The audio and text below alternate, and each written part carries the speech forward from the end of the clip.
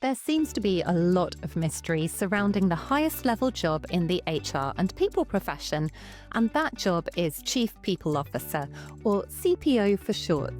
And because of all this mystery, I know that you might be wondering what it takes to become a Chief People Officer, what a Chief People Officer actually does, and how to succeed in the role when you are one. So this is the first episode in a brand new series of HR Coffee Time, where we'll be learning all about this together. If we haven't met before, hello, I'm Faye Wallace, a career and executive coach for HR and people professionals, and I've made HR Coffee Time especially for you to help you have a successful and fulfilling HR career. Over the next few episodes, you'll get to meet different Chief People Officers who are generously sharing their answers to 9 set questions that the HR Coffee Time listeners voted on and told me you'd like me to ask. One thing, though, to quickly mention to make sure that there isn't any confusion, because I do get asked about this sometimes, is that some companies call this role Chief Human Resources Officer, or CHRO for short. It completely depends on the organisation where the role exists and whether they prefer using the title People or HR, but essentially they are the same thing. Another new thing for the podcast is that today, after 144 episodes, this is the first one available in video format for the very first time, as well as audio. So whether you're watching this episode or listening to it, and no matter where you are in your HR career, I hope you're going to enjoy it and find it useful. To kick off this new series, instead of diving straight into one of the interviews with the Chief People Officer, we're actually going to start by meeting David D'Souza, the Director of Profession for the CIPD, which is the professional body for HR and people professionals in the UK. And to say that I'm excited about having David on the show would be a bit of an understatement. I've been following David's work for years after I saw him deliver a talk at my local CIPD branch about 8 years ago. He was such an engaging and original speaker that I've had him on my wish list of guests ever since I started this show back in 2021. So I can't wait for you to hear from him in the interview. He shares why Chief People Officer roles are on the rise and what this says about the growing importance of the people profession. He explains what the role actually involves and how it's different from titles like Head of HR or HR Director. He talks us through how expectations of the role are shifting and why it can feel like a big leap going into that role. And he also shares lots of practical advice and resources that the CIPD have to help you with your career if this is something that you're thinking about doing or you in fact already are doing. I hope you're going to enjoy meeting him as much as I did. Let's go ahead and meet him now. Welcome to the show, David. It is so exciting to have you here. I'm absolutely thrilled that you agreed to join me as a guest. No, I'm absolutely delighted to be here. Really looking forward to it, and wherever you may take me over the next half an hour or so. Fantastic. Well, I'll dive straight in with my first question for you. As anyone who's been listening to the show for a while, I often like to start off with a definition. And I suppose this isn't strictly a definition, but as you are my very first guest, starting off the brand new series all about Chief People Officers, I thought it would be good to start off by asking you if you can explain what the Chief People Officer typically involves and how it's different to other senior level HR roles like Head of HR or Head of People or HR Director, because I just have this awful feeling otherwise people will be listening and thinking, yes, what actually is the Chief People Officer role and why is Faye focusing on it and how is it different? So can you help us out by starting us off with that? I can do my best. So C-suite roles in organizations tend to be the most senior. So they're looking at strategic direction and quite often you may have other directors reporting into you.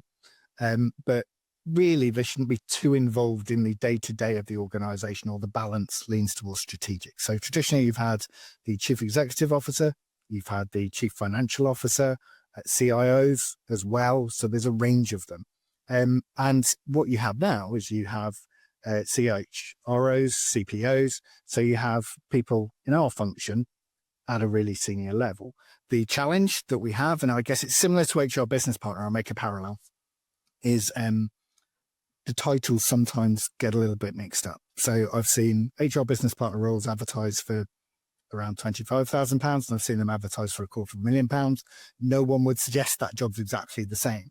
So there's a blurring, I would say, between heads of HR in small organizations and HR directors, and then HR director to CPO. And the group functions that you might have as well. But it's certainly, it's more common in terms of usage now. And it just makes that definite statement, actually, that the people agendas at the very heart of the organization's strategic agenda. So I suppose the CIPD must be really happy to see that the CPO and CHRO role is happening and it exists, and we're seeing it being advertised and talked about more and more and more. I'm guessing that it didn't used to always be that. Is it a role that existed sort of 10 or 15 years ago? It's grown in terms of number. Even last year, we've got some stats. There are 6% more CPOs in the UK than there were last year. I think it's a growing recognition from organisations as to the complexity of the work that sits in that space, the importance of it to the organisation's strategy and longevity. And probably within there, you've also got, I would hazard a guess, a little bit of job title inflation as well. So there will be some people who it just sounds better and it works for the organisation to let that happen. But equally, we've got massive multinational organisations that are saying this is key. So as a professional body, we're delighted when actually there's recognition just of the value of the profession and the contribution it makes. And this is, as you say, symbolic of that. Well, I know how passionately the CIPD has really advocated for the importance of the HR role and HR having a seat at the table. So it's great hearing that it's happening. And thinking, though, about the CPO role, and we've just talked about the fact that role is on the increase, it's happening more and more, it's being recognised as a really important one. I know that when you and I got to have a chat last week, David, about you coming on the show, one of the things you mentioned to me is that you think the role has changed. So I'd be absolutely fascinated to hear how you think the role of the CPO has changed or is changing at the moment.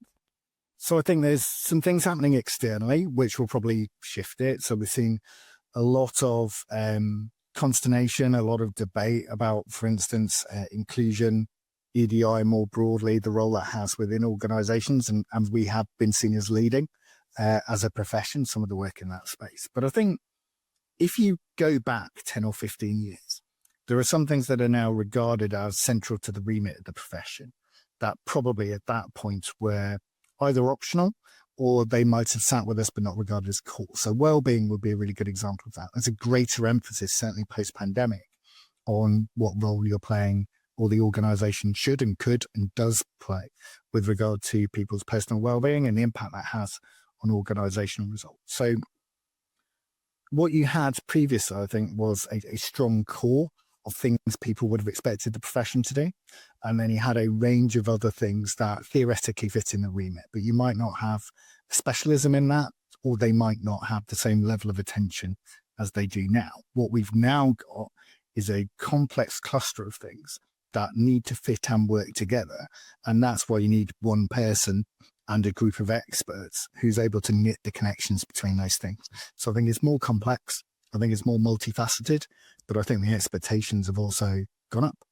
People turn to professionals in our space for a range of things that with a degree of frequency that I don't think would necessarily have been the case 15 or 20 years ago. It's a huge remit really now, isn't it, that we have within the HR space. The fact that you were just referencing things like well-being. I mean, gosh, I was thinking back to when I did my CIPD qualification, which was quite a long time ago now. And I remember even diversity and inclusion wasn't being talked about very much then. And well-being certainly wasn't really being talked about. And it's wonderful to see these very important topics being taken seriously. But I also know that it can feel overwhelming if you're an HR professional and you realise, oh my goodness, hang on a minute, the finance team isn't being given this huge range of responsibilities and tasks. The marketing team isn't. It really feels like HR is quite unique in the broad range of responsibilities that sit within it. And I think that's one of the things that can make the idea of going for the CPO role or going for one of the higher level HR roles a bit daunting. The idea of being responsible for such a wide range of very important things within the organization. It would be great to hear what your thoughts on that are. Yeah, they're really big roles and they're really demanding roles. And you are in the spotlight and it can feel quite lonely because, this is the absolute apex role. And everyone turns to you for anything in this space. And I guess slightly different to some of the other roles, we know that everyone thinks everyone's got an opinion on people. Everyone's got an opinion on how people learn. Everyone's got an opinion on, how people should be together, where they should be located, all those types of things. So it can be intimidating for people because it is such a big step. But actually, with most high level of accountability, there probably is a reasonable degree of nervousness. The problem is where that nervousness stops people taking those opportunities. And we know, even in the most senior members of the profession, when we ask them what they're concerned about, career stagnation is one of the first things that they say is kind of on the list. But then it's also the confidence that they have in their own capabilities. And it's worth recognizing that for most people, no matter how senior the job, self-doubt is still a part of what they have to wrestle with every single day.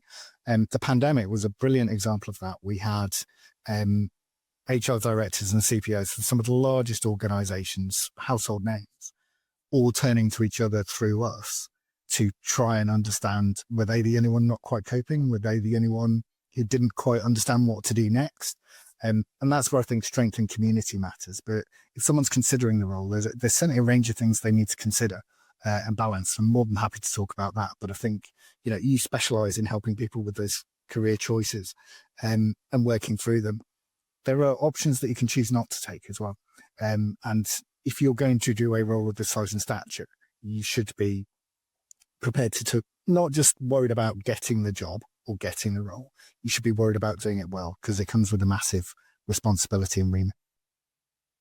Well, almost all of the HR professionals that I've been very lucky to work with or to meet are so passionate and so dedicated. I think that they do take that thought really seriously, as in, am I going to be able to do this really well? But it can absolutely affect self-confidence and there can be a lot of self-doubt there. I'm hoping it's going to be really reassuring for people to hear you say that self-doubt crops up at all points within your career. I've so often said to people who are earlier on in their career and really doubting themselves that I wish I could have them hear what's going on in the minds of the people in the highest level roles within their organization, and to reassure them that this isn't something that just happens when you're starting out in your career or you're partway through your career. It happens to all of us at certain points, even when you are in that highest level role, and perhaps especially when you are in there, actually, if it is a particularly demanding time. Yeah, and I think, as with any role, it won't always be right for everyone. And I think it's, if you are considering making that step, I think understanding the impact that it might have on your work-life balance, the impact that it might have on your quality of life, in a range of dimensions is a really important thing to do. People always want a top job because surely that's what everyone wants. But actually, I think there's a maturity in recognizing that there may be some things that benefit you, benefit the people that you care about in a different way. Because there's trade-offs in everything that we do. And particularly by the time you get into those C-suite jobs, you are expected to be available pretty much all the time. And that may vary from organization to organization, but I'd say more typically, and we've done some research actually on this when the UK government was looking at right to disconnect, how it impacted different groups. By the time you get to the most senior people in an organization, they consider it slightly moot. They just think it goes with the territory. If something goes bad, of course, they're going to have to, one, hear about it, and secondly, deal with it. And the fact that it's 8:00 in the evening and they were planning to sit down with family doesn't make a difference. So I think these jobs are wonderful opportunities for people to influence and make a difference and contribute across a really broad stage. It's so exciting that organizations are taking this so seriously and they're investing more. Equally, not everyone has to do it, and that has to be kind of factored in as well. I think it's going to be fascinating. Well, I can't wait really for finding out how different it is for different kinds of organizations, whether that's different sizes, different sectors, different cultures, just how much of an impact and expectation there really is to be available at the drop of a hat. So through the interviews that I'll be doing after our one today, David, where we're all going to get to meet and listen to people who are in that chief people officer role, I can't wait to hear what everyone says and really be able to understand that more as well, because as you're talking, it's really making me think I'm assuming if you are the chief people officer for a huge multinational sort of £1 billion organization, that there may be a much higher expectation that you're available at all hours compared to if you're the chief people officer of maybe somewhere a lot smaller. But who knows? I suppose that's part of the reason for doing the series, so we can find out. Although you did mention the fact that you had done lots of research on it for the CIPD, so I could be completely wrong. It's really interesting. So to your point, it varies very much by sector. So we see that difference. But equally, one of the benefits of being, part of one of those massive organizations occasionally is that you've got a larger team of people underneath you. So it becomes easier to go, that is delegated, that will be dealt with. Sometimes actually that kind of middle tier that can be harder, because actually there's that much more reliance on the individuals within that system to make things happen. But yeah, I think there's a broader point. I think it's a really important point, which is if you choose not to aspire to these roles, that's absolutely fine too. If you choose to aspire to the roles, it needs to work for you, and you need to be able to. Everyone has days, I'm sure, where they go, have I made the right choices to get here? And I think that's perfectly natural. But don't put yourself in situations where every day actually you would have been better off doing something else. I'm not warning people off the role, by the way, it's the opposite. I just think it's really important, particularly the nature of the podcast and kind of what you do, that people recognize that your career has to work for you. It doesn't have to work for anyone else who's watching it. They're just spectators. You have to live it day in, day out. I can agree more. It's definitely not all about just climbing up the career ladder. It's so important to know what's going to be right for you. And I have a whole host of other episodes I can link to in the show notes for anyone who's listening thinking, I'm not really sure actually what it is that I want from my career. Don't worry, I've got lots of other episodes to help you with that, and I will make sure I pop them in the show notes. If you're thinking, where on earth are these show notes, Faye? I don't know what you're talking about. Wherever you're listening to the podcast right now, if you tap on it, if you're listening to the audio version, you can hopefully see that there's some writing underneath the audio section. That's the show notes. But if you're watching it, because hopefully for the very first time, this is going to be going on YouTube, there'll be writing underneath the video, or you can always go to my website, Bright Sky Career Coaching, hop over to this episode on there, and you will see the full show notes there, which have got all sorts of links to help you to extra resources that we talk about throughout the show. So any research that David references today as well, I'll make sure that I put that in the show notes as well for anyone who thinks, I'd really like to dive into this in a lot more detail. My next question for you, David, moves on hopefully quite nicely from what we've been talking about before. And that is, which skills do you think are the most important ones to develop to succeed as a chief people officer? So we've done some analysis of job descriptions, and so we can see what's being asked for out in the market. So that's leading people's strategy, which seems like a pretty obvious one, helping shape the future workforce, having to build a high and kind of positive performance culture. What's interesting is experience of complex transformation programs is also really high up that list, together with a history of influencing at executive and board level. It's always one of the problems when you go for a more senior job, that people are asking for experience that you can only get if you're in that more senior job.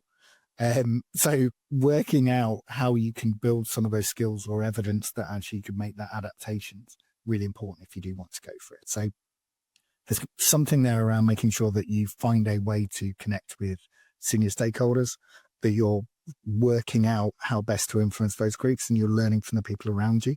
So there's something around exposure. The complex transformation programs is a really interesting one.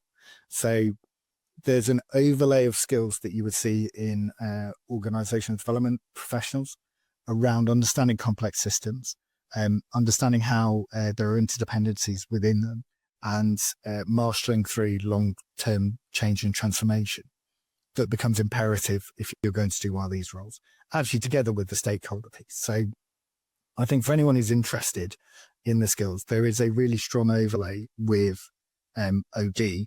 There's also some stuff that's actually quite specific to working as part of a senior team. So that's understanding things like governance, understanding things like the P&L, how to read that, how to make sense of it, but also to have that commercial set that goes along with it, because you will be contributing at the very highest level, and that requires a breadth that may be different to what you've had before. There's a massive difference between, for instance, presenting to a board, which is I have one thing and I have to convey that, and being on a board where you're attempting to juggle everything that everyone's trying to do with a sense of strategic direction and prioritization. So there's some bits you can learn on your way up. There's other bits that I think are really important that people understand and do that gap analysis, and you fill that in as best as you can on the way there, but you recognize there's still more work to be done in roles. For anyone listening who's thinking, governance, oh, I've got absolutely no idea. What is your advice about how they can learn more about what the requirements are of the role when it comes to that? So there's some background research you could do really easily. Talk to people, build a network. And that would just be my advice, full stop. So there's a few things. We work in a really personable profession, or it's typified by that. People tend to like sharing their experiences, their stories, their advice. Reach out to people for that. Governance isn't scary. There's probably, I might get in trouble for saying this, so I'll say it anyway. There's hard governance and there's soft governance. So there's the stuff that you definitely do in law, and then there are things that are might be more particular to that organisation and the way it does things, or it might be the disciplines that they have within the way they run their senior meetings or their boards and sub-boards and subcommittees. Find out as much as you can, ideally from a couple of organisations. So ask questions in your organisation, or if you're a consultant and you're maybe looking to go revisit working for an organisation directly, ask people around you, but reach out as well and ask those questions, because you need to understand that the balance of risk and the risk management looks different, I think, in some of those really senior roles to how it may look on the way up and your journey up. So one of the great things to do is to try and put yourself in the position of someone and work out why they're not making a decision, or they're not doing the things that you think are obvious. Because normally what you find is they're having to juggle awful lot more factors than you might do. So speak to people really openly about that, because it's easy to backseat drive. And I think particularly when you're looking at the senior positions, you go, I'll just do that when I get in role. And then you come into the roles and you realize that actually your stakeholder group is more complex, or there's something else that you're unaware of. So there's a asymmetry of information between you and other people about those roles. Just spend your time trying to close that down. Governance is one area, but equally the stakeholder management at those levels. When you speak to people doing the really big jobs, they've got a 2-3 year plan on where they might want to take some of their stakeholders and the journey they need to go on as leaders. And it's really impressive to watch people play chess with other people in a really benevolent way. I'm picturing in my mind now a giant chessboard with everybody standing on it. But I love the advice about talking to people, because I think it applies at all stages of our career. It's just the most helpful thing that you can possibly do. But it could be that we have a listener listening right now thinking, I haven't really got anyone at that level in my network. How could the CIPD help them with tapping into some of that knowledge and expertise? So we've got a few things happening. One, we've got we launched a new mentoring scheme tail end of 2024. We've had over 1,000 people sign up for that, and we've got some brilliantly experienced CPOs on that. I was chatting to one the other day, and they had taken on more mentees than I were. Like, I've got 5 now, and I'm really enjoying it. I was like, well, just keep scaling up. With one person with 20, it becomes a full-time job. So we've got some really willing, brilliant people doing massive jobs who, to my point around the amount of goodwill and how personable profession, they just want to put that time back. So make use of it. We've got an aspiring HRD program as well that we run through our trust each year. And that helps people make that first step. But equally, we are focusing more of our learning around people's career aspirations as well as the technical things they need for their roles. So we, within the next couple of months, you'll see in our Learning Hub a section on moving to your first senior role. So make use of that, and that will be experienced people talking about it. And then also, because we talked about, this can be an onward step for someone who's already senior, there'll be a session on strategic career planning for senior professionals as well. So we know that this is a challenge people face. We know it's an ambition people have, and we want to help them with every single step. You'll see more and more from us. But the other place I'd go, look, your local branch is normally a really good mix of people, some of whom will be in really senior roles, some of whom may have been in really senior roles and are now working independently. And then our online community is, again, a really good mix of people. Go in, ask innocent questions, and you will find people wanting to help. And they will benefit from helping as well, because it's one of those things, isn't it? It helps quite often selfish. You're deciding to do it because it makes you feel better about yourself, or that's what you'd like to do or see yourself. So that person mentoring 5 people, I can only assume they're really selfish.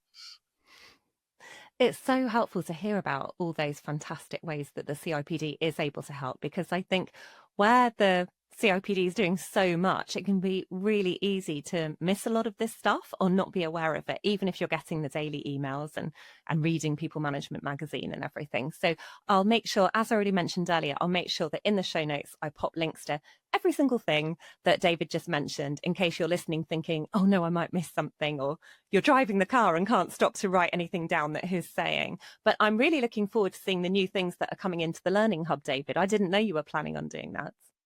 I won't say we changed direction, but we've been tuning up, I think, over the last year based on the feedback that people give us. And thank you to anyone who does, about what we need to do better. And one of the gaps we've got, I think, is joining up everything that we do to make it really easy for people to access.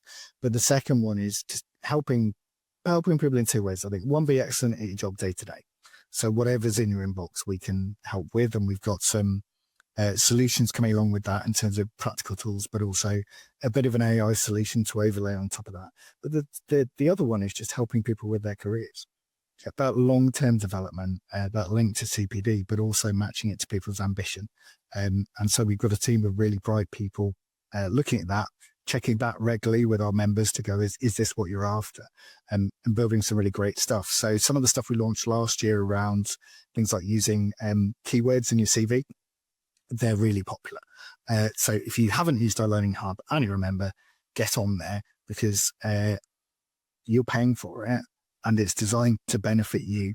And everything we do is based on the feedback and what people tell us they need. So we just want to, every single day, we've got a team of people here who want to get up each day and help. Please make sure that you're making that work worthwhile, because we want you to have excellent careers and to excel at the job that we're doing and that you're doing. That we know is challenging. As you just said, if you're a member, it suddenly dawned on me that, of course, there will be listeners, because we've got listeners tuning in from all over the world, which I still can't quite believe. And it's wonderful to have you listening. If you aren't based in the UK, I'm so happy that you're finding the podcast helpful and interesting. So, but also there could be people in the UK as well who aren't members. So for anyone who's listening right now and thinks, oh, I'm not a CIPD member, I don't even really know how I would do that, or if I'm eligible, I haven't got a CIPD qualification. Could you super quickly just explain how someone can apply for membership and what the criteria is? I recognise there'll be some people that chose not to be members after some time as well. We're doing some really good stuff. You should probably have another look. So the easiest ways to, I won't say the easiest ways to do it, but there are 2 main routes. One is qualification. So you get yourself qualified, and that leads to a membership outcome. The second one is, if you're an experienced practitioner, you can do something called experience assessment, which is essentially where we evaluate the work and the impact of that work that you've done, and then you get placed at the appropriate membership level. So they're the 2 key routes in. We've got, at any one point in time, tens of thousands of students, but we've also got people that maybe discover us later into their career, and we've got a route that can help you there as well. That's so helpful for people to understand a little bit more about the membership process. Thank you, David. And before I wrap up our time together today and say goodbye and thank you, I'm really conscious that as we've been talking, we have talked about the challenges of the role, the fact it can be really demanding. I don't want to put people off from applying if they could be doing brilliantly in this role, because what I have seen some people do is hold themselves back because they are nervous. Can I do it? So for anyone who's listening and they absolutely are, they are going to be brilliant at it, what words of reassurance have you got for them to help them settle those nerves about putting themselves forward for that role or getting started in that role? I'll touch on what we discussed earlier, which is everyone has self-doubt. So if you are there going, I'm not sure I can, do I put myself forward for it? I'm not entirely sure. Do it anyway. Because everyone will have gone through that choice mechanic and everyone would have had those feelings. But the ones that are successful are the ones that put themselves in a position to have a chance to be successful. So if you are even considering it, you will probably have a stack of experience that is complementary to the role and that should give you confidence. I think one of the things that's always useful to do is to ask the people around you, because they will have potentially a less critical view of what you do. So find some people you really trust. They'll talk to you about your blind spots as well. But we all know how hard it can be to write our own CVs. You don't want to boast and you don't want to put too much in. And then by the time you finished it, you're like, well, maybe that job's too far away. And yet you can have a friend look at it and they go, well, no, of course you can do that. And what about that thing you did over there? And that would just be doing the same, but in a different space. And you need those people to give you that boost sometimes. So we've talked a lot about networking, community, rely on that. But secondly, taking that step could be the first step to you having your dream role. And when you see people flying in these roles, the impact they have on other people, the satisfaction they get from it, and the delight they can have quite often over a long time scale from really making a difference to people's lives, organizational performance, and all the things they've signed up for. It's unparalleled. So it's the biggest train set you could get to play with. And don't deny yourself that opportunity by not at least throwing your hat in the ring and giving it a go. And the other thing is just remembering that, because some people will choose to do that, but it's a numbers game at some point. It might take you several attempts to get that role. Don't let the first no be the last word that you hear. Keep going back and keep trying and keep learning from those experiences. Because we need great, passionate people, but also we need, confusingly, people at senior levels who have a level of self-doubt, because what you don't want is ego and arrogance driving the roles. So you need the people who are going to wake up and go, is this the best way we could be doing it? Rather than I said that yesterday, so I need to stand behind it. So it may be that if you aren't quite 100% confident, that might be the exact thing that your organization needs from the person doing that next job. What a fantastically positive note to be ending on. Thank you so much for your time today, David. It has been absolutely brilliant to have you on the show. It's been lovely, and I really look forward to you coming on our show as well. Not as a quid pro quo, just because I'm delighted and really excited about seeing you there.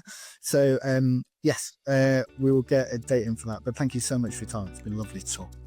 Oh, well, I'm super excited about coming on the CIPD podcast. Thank you so much. I hope you enjoyed hearing from David as much as I did. I'll make sure that I put links to all the resources he talked about in the show notes for you, so that they're easy for you to find.